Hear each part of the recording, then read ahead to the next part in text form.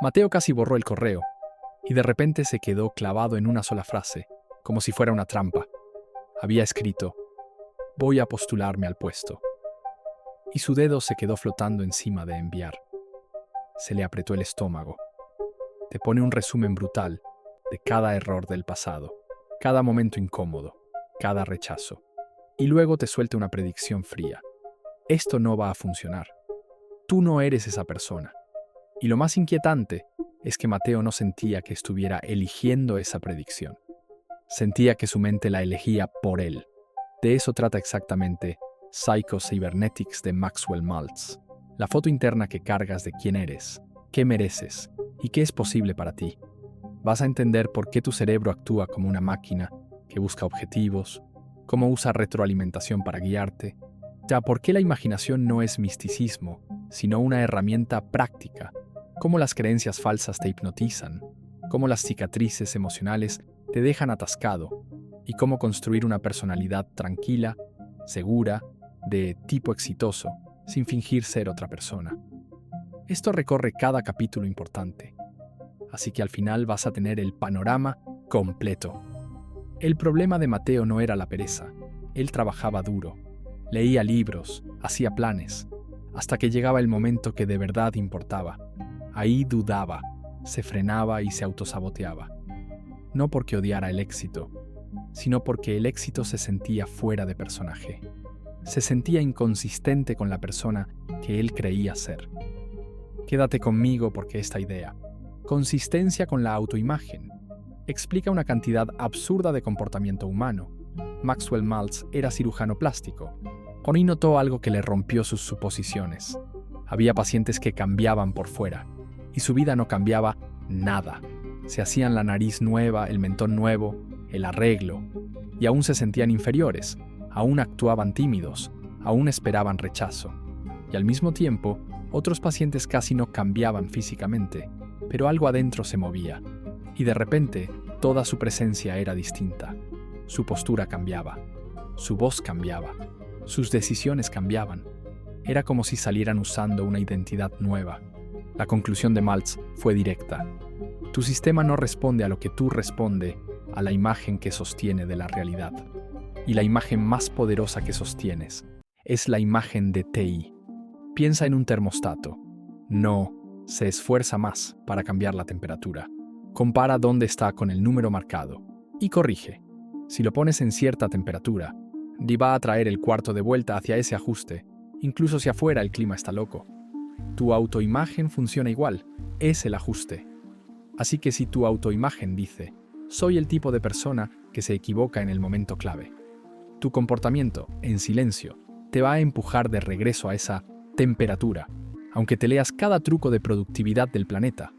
Por eso Mateo podía tener una semana fuerte, un inicio limpio, impulso creciendo. Y justo cuando todo estaba a punto de abrirse, de repente fallaba una fecha límite, armaba una pelea, procrastinaba o olvidaba dar seguimiento. No era al azar, era su termostato interno defendiendo el ajuste. Aquí aparece el mecanismo central que Maltz introduce. Él dice que tienes un mecanismo automático de éxito. No es magia, es el sistema de guía integrado de tu cerebro y tu sistema nervioso. Tú le das un objetivo y empieza a moverte hacia ese objetivo a través de percepción, decisiones, hábitos y correcciones. El problema es que no le importa si el objetivo te ayuda o te destruye. Solo se mueve. Si tú imaginas el fracaso una y otra vez, ensayas la vergüenza y esperas rechazo. Tu mecanismo lo trata como el blanco. Apunta hacia allá. No porque sea tu destino, sino porque esa es la instrucción que recibe repetidamente. Es como escribir un destino en un GPS. El GPS no juzga tu elección. No te pregunta, seguro que quieres la dirección equivocada, recalculando, y te lleva. Mateo llevaba años alimentando su GPS interno, con el mismo destino. Mantente seguro. Evita verte tonto. No llames la atención. No arriesgues rechazo.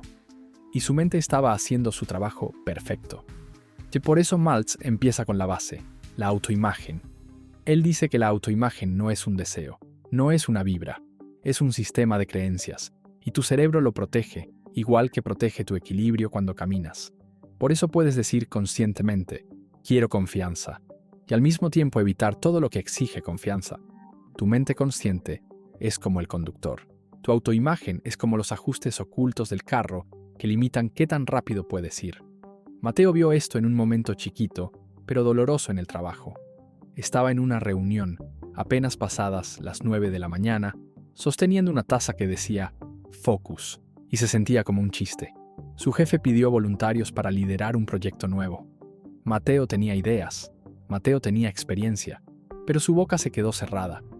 Otro compañero levantó la mano, no porque fuera mejor, sino porque tenía menos conflicto por dentro. De camino a su escritorio, Mateo se dijo, la próxima vez hablo. Sonaba razonable, también sonaba falso. Mateo no se veía como líder, se veía como el tipo servicial del fondo, y su comportamiento siguió siendo leal a esa imagen. Así que el primer cambio no es forzarte a actuar. El primer cambio es actualizar la imagen. Después, Maltz entra en la idea de que esforzarte por objetivos ya viene incorporado en ti.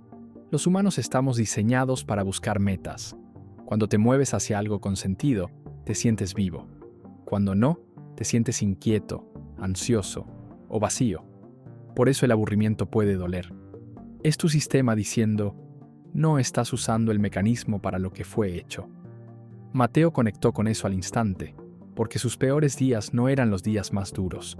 Eran los días en que hacía 1000 tareas pequeñas y aún así terminaba vacío, como si no hubiera hecho nada que importara. Pero no estaba apuntando a un blanco real, pero sí tiene que ser clara. El mecanismo necesita dirección. Sin dirección, se convierte en preocupación, rumiación y impulsos al azar. Es como un perro con correa sin camino. El perro se vuelve caótico. Entonces Mateo probó un experimento simple. Escribió un solo objetivo en un papelito adhesivo y lo pegó en su monitor. No escribió una frase motivacional, escribió un resultado. Escribió: voy a enviar mi solicitud al anochecer. Eso fue todo, sin drama, solo un destino. Y su día se reorganizó alrededor de esa nota. Dijo que no a distracciones. Dejó de pulir un documento que no importaba. Incluso se cachó a sí mismo abriendo una página solo un segundo. Y se detuvo. Su mecanismo tenía un blanco. Y empezó a nacer lo que mejor hace: dirigir. Pero Maltz agrega un detalle crucial. No basta con darle una meta a tu mecanismo. También tienes que aceptar la posibilidad de alcanzarla. Si la meta se siente inconsistente con tu autoimagen, te vas a bloquear en silencio. Por eso hay gente que se pone metas cada año y nunca se mueve. Las metas no están conectadas a una identidad capaz de sostenerlas. Ahí entra la imaginación. Maltz no está diciendo, sueña despierto y el universo te lo entrega. Está diciendo que el sistema nervioso no puede distinguir, como tú crees, entre una experiencia vívidamente imaginada y una real. Tu cuerpo reacciona a amenazas imaginadas con estrés real. Tu corazón se acelera en una pesadilla. Se te hunde el estómago en una película de miedo. Te sudan las manos cuando imaginas humillación. La pregunta es, ¿estás usando la imaginación como arma contra ti o como la llave de arranque de tu mecanismo de éxito? Piénsalo como un ensayo antes de una presentación. Los atletas lo hacen. Los músicos lo hacen. Los oradores lo hacen. Si ensayas mentalmente que el momento sale bien, preparas tu sistema para reconocer oportunidades y responder con fluidez. Si ensayas desastre, preparas tu sistema para encontrar señales de que el desastre viene.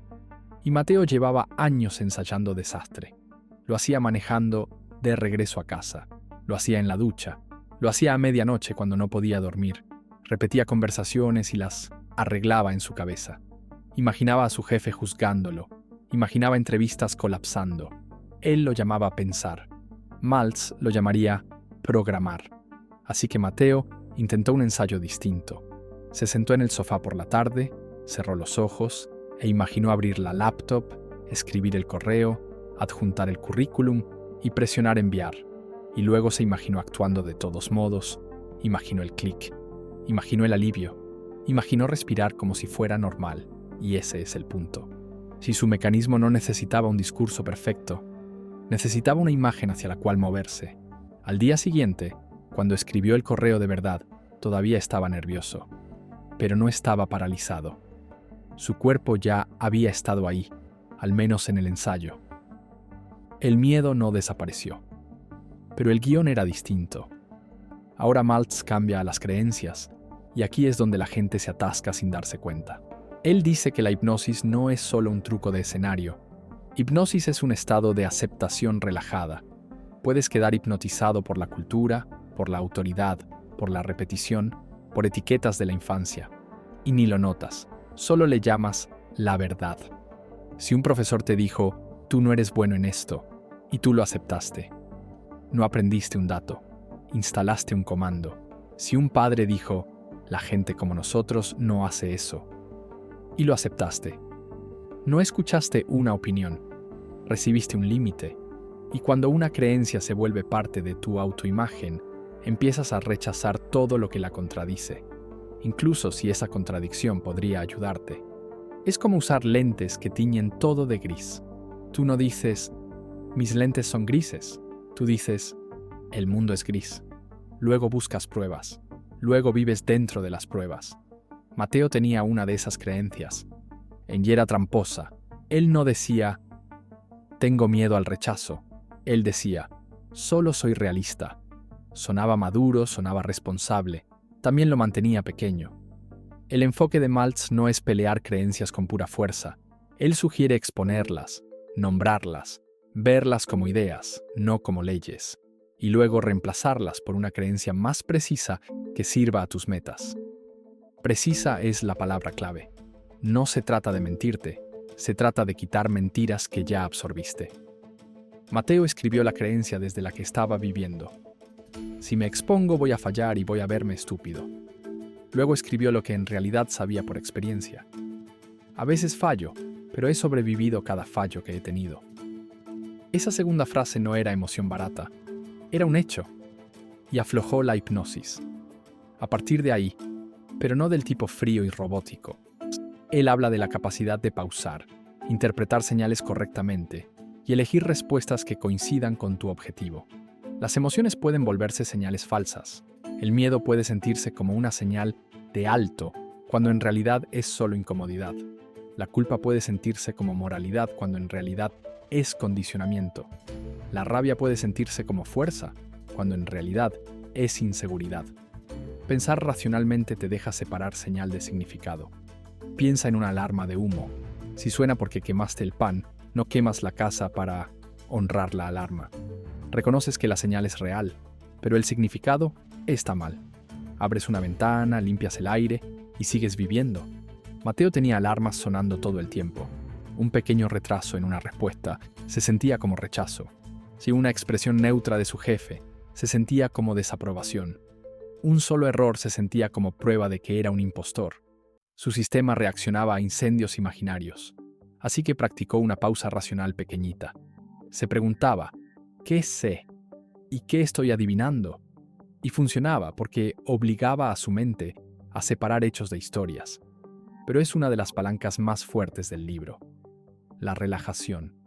Él dice que el mecanismo de éxito funciona mejor cuando no lo estás estrangulando. Si fuerzas, tensas y sobrecontrolas todo el tiempo, creas una tensión que bloquea el desempeño fluido. Por eso la gente se derrumba bajo presión. Se vuelve demasiado consciente de sí misma. Quiere controlar cada palabra, cada músculo, cada resultado, y el flujo natural se rompe. Es como tratar de dormir ordenándote dormir. Mientras más empujas, más despierto te pones.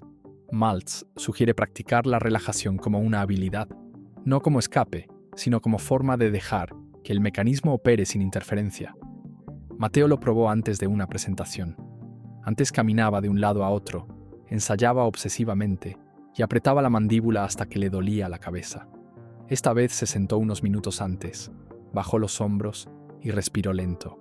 No se dijo que sería perfecto. Le dijo a su cuerpo, estamos a salvo. Y dejó que la tensión se drenara. Luego entró, y su voz sonó más firme. No por magia, porque su sistema nervioso ya no estaba en pelea. Eso conecta con un punto contraintuitivo que Maltz hace sobre la felicidad. Él dice que la felicidad no es solo un resultado del éxito. La felicidad es una herramienta que produce mejor rendimiento. Una persona más feliz es más flexible, más creativa, más resistente y más magnética socialmente. Una persona miserable se vuelve rígida y reactiva. Así que si esperas ser feliz después de ganar, postergas el estado que te ayuda a ganar. Es como aceite en un motor. Tú no dices, le pongo aceite después de cruzar el desierto. Se lo pones para que el motor sobreviva el desierto. Mateo notó cómo el estado de ánimo cambiaba todo. En días en que despertaba pesado, interpretaba todo en negativo. El tráfico se sentía como el destino atacándolo. Un mensaje corto se sentía como desprecio. Su mente buscaba amenazas. En días en que despertaba más ligero, los mismos eventos se sentían neutros, a veces hasta chistosos. Entonces probó una práctica que al inicio se sintió rara. Empezó a coleccionar pequeñas victorias a propósito, como entrenamiento. Al final de cada día escribía una cosa que hizo bien. A veces era mínima. Hice la llamada, me mantuve calmado. Terminé el borrador, en vez de pasar corriendo. Eso importa porque Maltz dice que tu mecanismo aprende del sentimiento de éxito. Lo guarda, lo repite.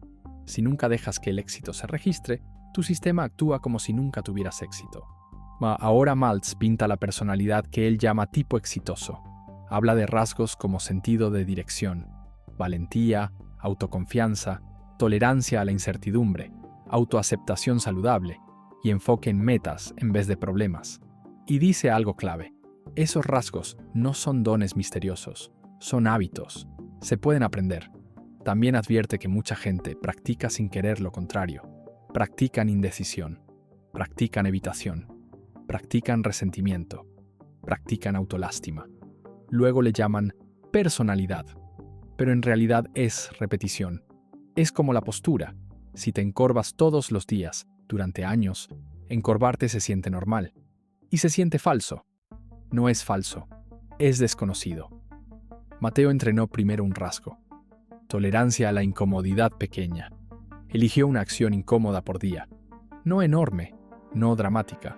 O solo lo suficiente para demostrarle a su autoimagen que podía con eso. Un correo difícil, una pregunta directa, una conversación honesta, un momento de hablar. Con el tiempo algo cambió. La incomodidad no desapareció, pero dejó de ser un veto. Mateo empezó a sentir que podía moverse incluso incómodo, y eso es lo que realmente es la valentía.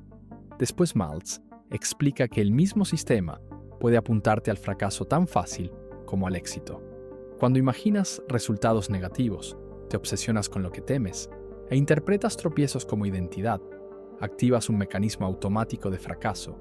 Y lo más peligroso es que igual funciona. Igual guía, igual elige acciones, solo que hacia el destino equivocado. Maltz hace una corrección clave aquí. La retroalimentación del fracaso no es una condena, es información. El mecanismo necesita retroalimentación para corregir. El problema es que mucha gente responde a la retroalimentación con pánico emocional, y el pánico destruye la corrección. Piensa en boliche, lanzas la bola, miras dónde fue y ajustas el siguiente tiro. No fallas un pino y gritas, soy un fracaso para siempre. Y sin embargo así es como mucha gente trata la vida. Mateo antes trataba errores pequeños como prueba. Si se trababa en una frase en una reunión, su mente susurraba, ¿ves? Si recibía una respuesta corta, su mente susurraba, ¿ves? No estaba usando retroalimentación, la estaba usando como castigo. Así que cambió la pregunta. Dejó de preguntar, ¿qué dice esto sobre mí? Y empezó a preguntar, ¿qué me está enseñando esto? Ese cambio mantuvo su mecanismo en modo corrección, en vez de modo colapso. Y ahora Maltz entra en algo muy humano, las cicatrices emocionales. Él dice que humillaciones, críticas duras y experiencias dolorosas pueden dejar cicatrices en la autoimagen. Tú puedes estar bien físicamente, pero emocionalmente sigues tocando la cicatriz. Sigues reaccionando como si la herida todavía estuviera abierta. La cicatriz puede venir de la infancia, puede venir de una relación, puede venir de un trabajo donde te avergonzaron, pero la imagen se queda. Mateo tenía una de esas cicatrices y ni la llamaba cicatriz, la llamaba una lección. Hace años, en la escuela, dio una exposición y se le olvidaron las palabras. Se congeló. Alguien se rió. Lo escuchó. Terminó, pero se sintió expuesto. Después de eso empezó a evitar hablar en público.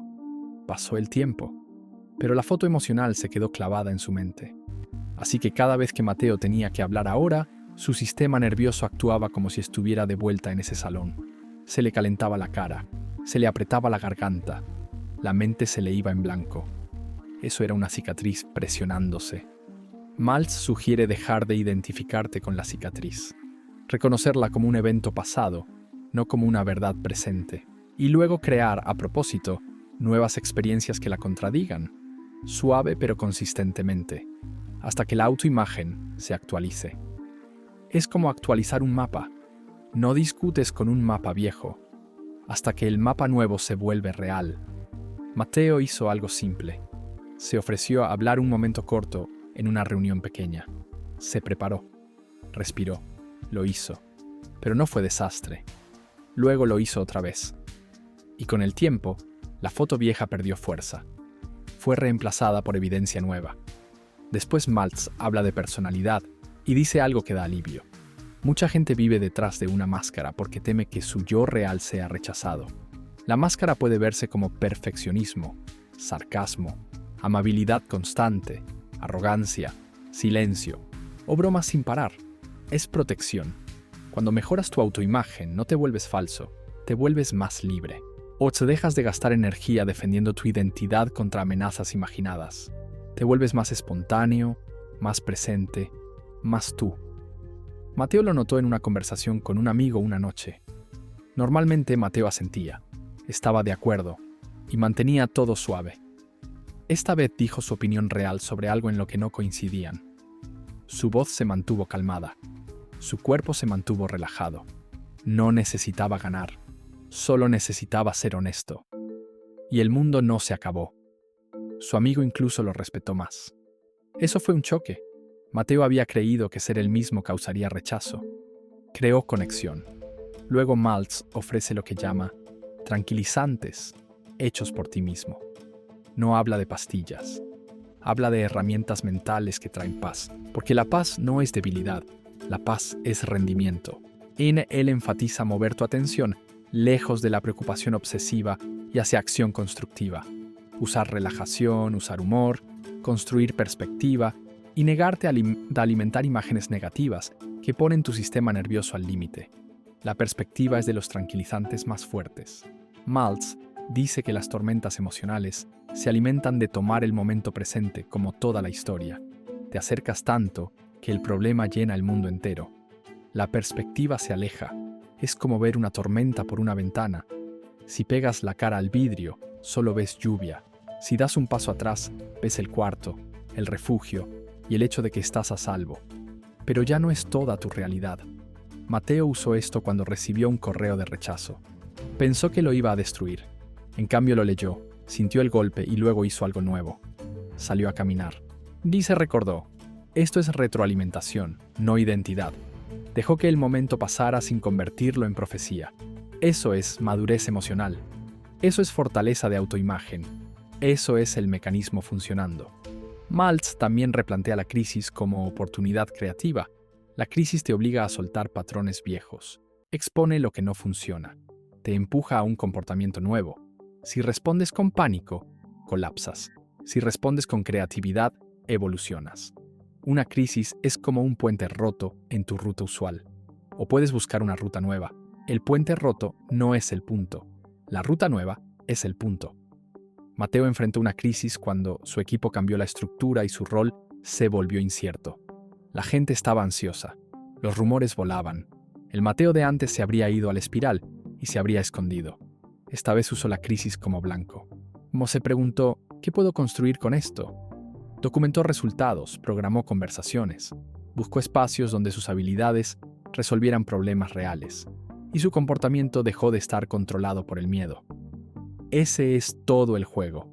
Maltz también habla de la sensación de ganar, y esto es potente. La confianza no es algo que esperas, es algo que generas con acción y ensayo. La sensación de ganar es un estado donde esperas éxito, no por arrogancia, sino porque entrenaste tu mecanismo con imágenes y experiencias de éxito. Esto no es ser delirante, es estar orientado a posibilidad, no a condena. Mateo lo practicó de una manera específica. Antes de tareas difíciles, se tomaba un momento corto y se imaginaba la tarea saliendo bien. Se imaginaba manteniéndose calmado. Se imaginaba manejando errores con fluidez. Hoy se imaginaba una versión competente de sí mismo, actuando como si la competencia fuera normal. Luego empezaba. Y sí, a veces salía mal, pero eso no rompe la herramienta, la fortalece, porque aprendes a tratar el fallo como retroalimentación, ajustar e intentar otra vez. Tu ego es frágil, el mecanismo está hecho para corregir. Por último, Maltz conecta todo esto con vitalidad y calidad de vida. La tensión crónica, el resentimiento, el miedo y la desesperanza no son solo mentales, se vuelven patrones físicos. Afectan tu sistema nervioso, tu energía, tu postura, tus relaciones. Cuando tu autoimagen mejora, no solo logras más, vives mejor, porque dejas de pelear contigo. Mateo lo sintió en cosas pequeñas que se fueron sumando. Dormía mejor, respiraba más profundo, se reía con más facilidad. Dejó de necesitar que cada día probara algo. Empezó a sentir que se le permitía existir, incluso mientras crecía. Y quizá esa es la lección más profunda de Psycho-Cybernetics. No eres algo roto que necesita ser arreglado. Eres un sistema que busca objetivos, que necesita un blanco más claro y una imagen más sana de ti mismo. Ahora vamos a volverlo acción, porque las ideas suenan bonito, pero los resultados suenan mejor. Yu empieza eligiendo un blanco claro para la próxima semana, uno tan pequeño que tu sistema nervioso no se rebele. Una meta como tener confianza es demasiado vaga, pero una meta como enviar el mensaje antes de que termine el día le da a tu mecanismo un destino real. Luego practica imaginación guiada un par de minutos al día y hazla específica. Y visualízate manteniéndote calmado y avanzando de todos modos. Estás entrenando tu sistema con una imagen que puedes seguir. Después, atrapa una creencia falsa en el acto, escríbela tal como aparece, y luego reescríbela como una creencia precisa, útil, que puedas aceptar sin forzarla. Estás quitando hipnosis. Luego, trata los tropiezos como información del proceso, no como veredicto sobre tu identidad. Cuando algo salga mal, pregúntate, ¿qué ajusto la próxima vez? O eso mantiene tu mecanismo en modo corrección, no en modo pánico. Y por último, construye un banco de memoria de éxito. Cada día registra una victoria pequeña y déjate sentirla unos segundos. Ese sentimiento importa, porque le enseña a tu sistema nervioso que la competencia es segura y con el tiempo actualiza tu autoimagen desde adentro. ¿Qué intentarías esta semana si tu autoimagen ya estuviera a la altura de tu potencial? Tu comportamiento cambia con ella. Eso es todo por hoy. Ojalá te haya servido y te haya dejado algo real en qué pensar. Gracias por escuchar y que tengas un gran día.